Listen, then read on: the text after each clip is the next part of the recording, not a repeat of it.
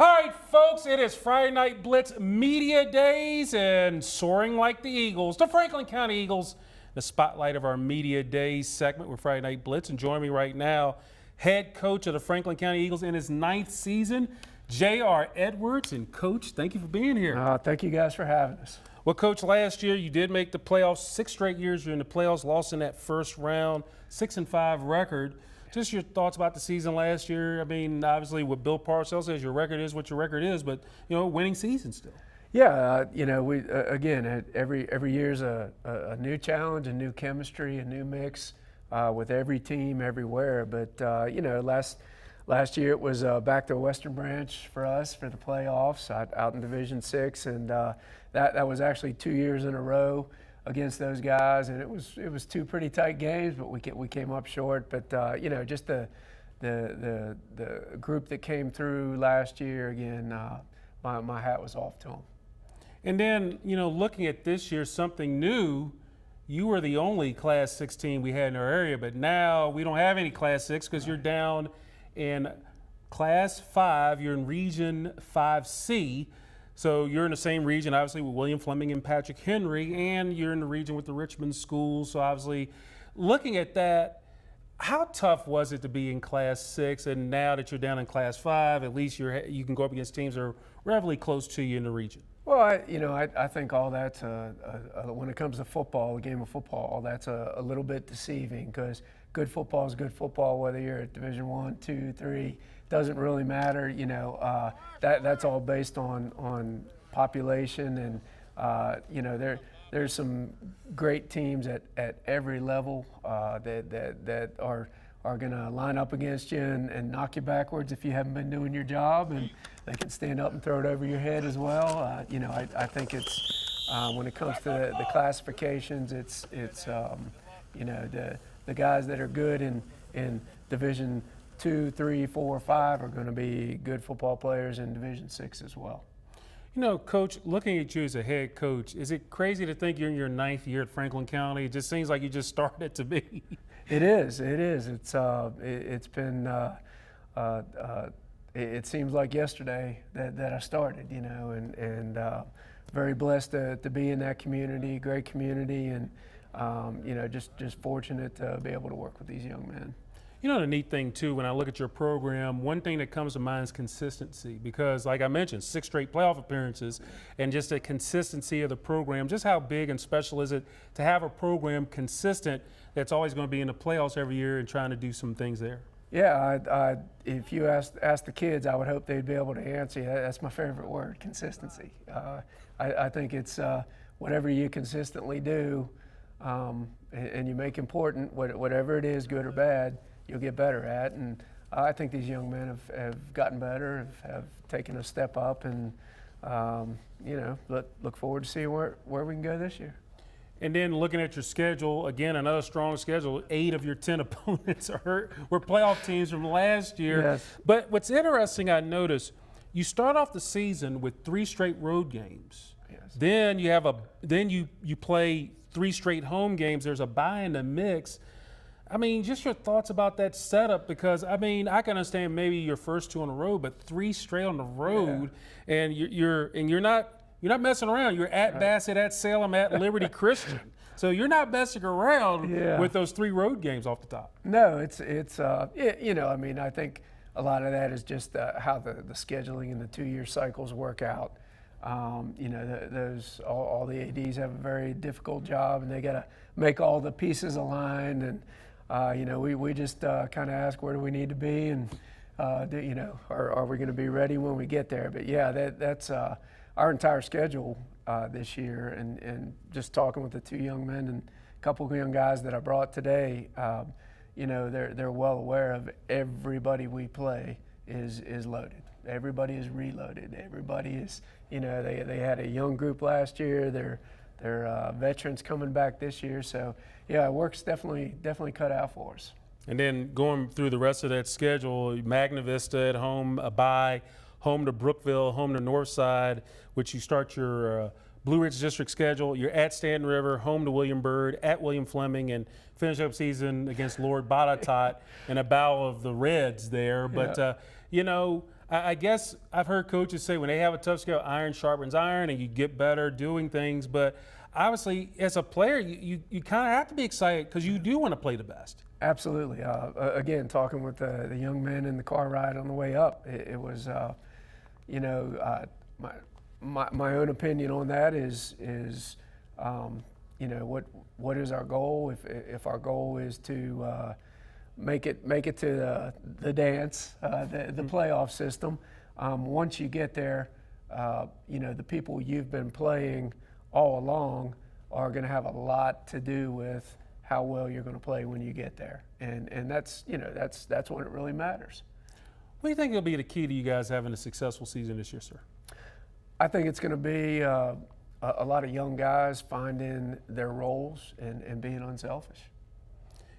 And I got to ask you this. You've seen a lot of Friday nights in your career as a player, coach, and all that.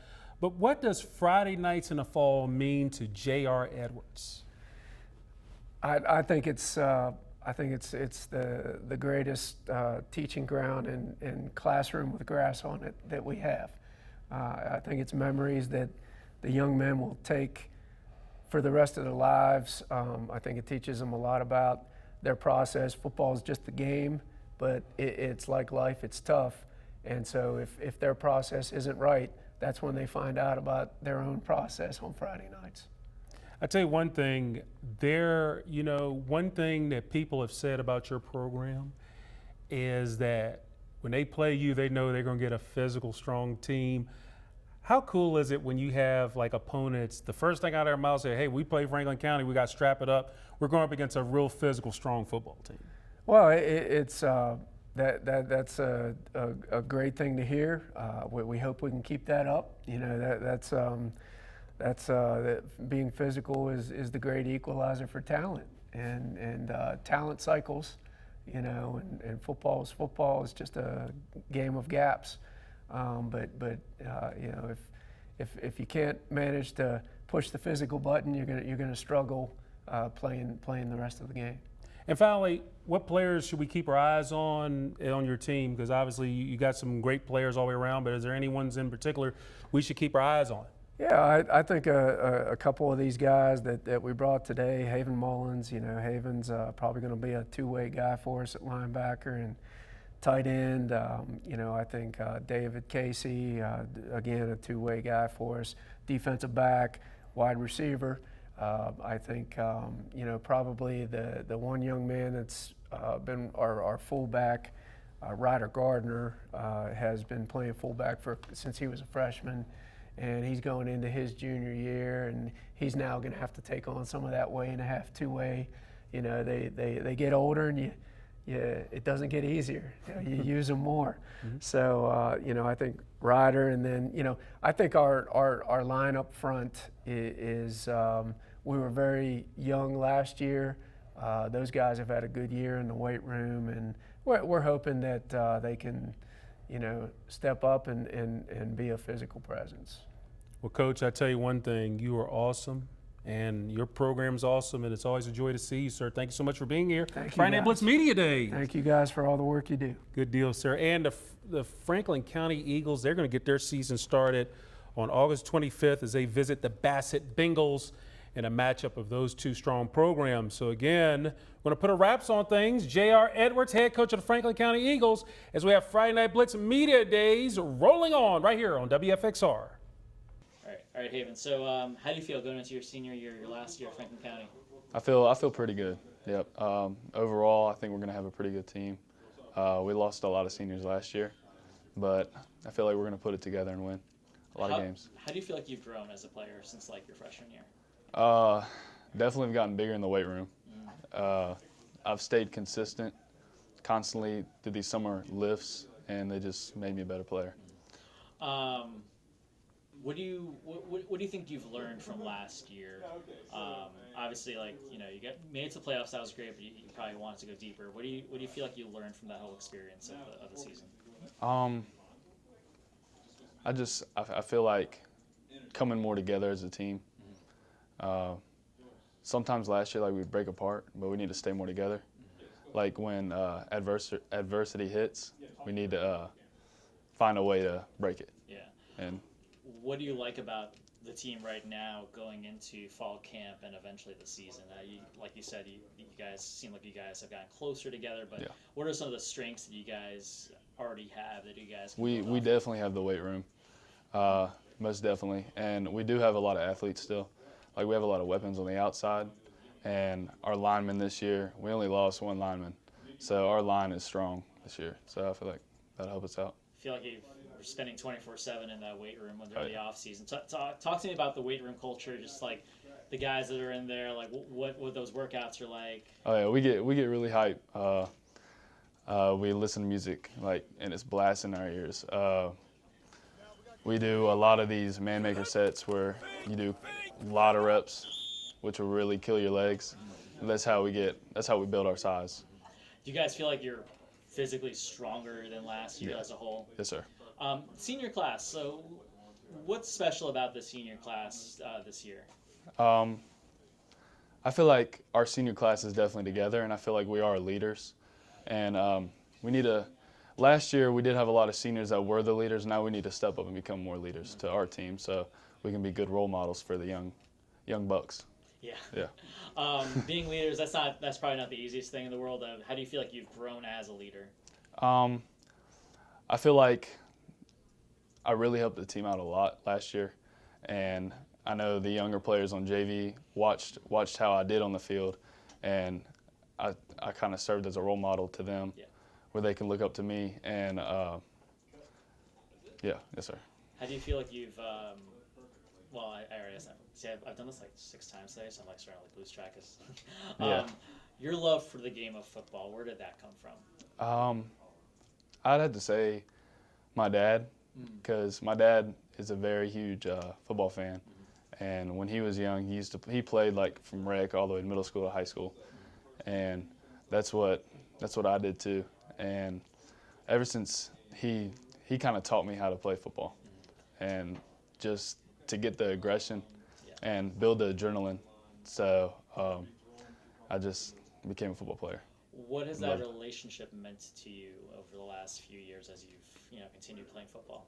It meant a lot because I really love the game, and I don't know what I would do without this game. I enjoy everything about it. It teaches me a lot about life, and Anything just specific? like I said, when adversity hits, like some people just drop their head and fail, but you just got to keep pushing through and strive to be the best you can be.